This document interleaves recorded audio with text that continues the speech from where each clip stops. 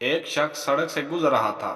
اچانک اس کی نظر 5000 کے نوٹ پر پڑی جو سڑک کی ایک طرف کھڑی گاڑی کے ٹائر کے نیچے دبا تھا۔ اس نے گاڑی کے آس پاس دیکھا کہ کوئی ہے تو نہیں، پھر گاڑی کے ٹائر کے پاس بیٹھ کر نوٹ نکالنے کی بہت کوشش کی مگر نوٹ نہیں نکلا۔ اس نے گاڑی کا دروازہ کھولنے کی کوشش کی مگر وہ لاک تھی۔ گاڑی کو دھکا لگانے کی کوشش کی لیکن گاڑی ٹس سے مس نہ ہوئی۔ تھک ہار کر وہ سڑک پار کر کے سامنے ایک اوپن ایئر کیفے میں بیٹھ گیا جو کھچا کھچ بھرا ہوا تھا۔ اس نے کرسی اس زاویے پر رکھی کہ گاڑی پر نظر رہے۔ اچانک ایک فٹ بال اچھلتی ہوئی ٹائر کے پاس آ کر رک گئی۔ وہ دھک دھک کرتے دل کے ساتھ کرسی پر پہلو بدلنے لگا۔ ایک لڑکا جس کی وہ فٹ بال تھی آیا، اس نے کک لگائی اور یہ جا وہ جا، اس کی جان میں جان آئی۔ پھر ایک خاتون گاڑی کے پاس آ کر رکی۔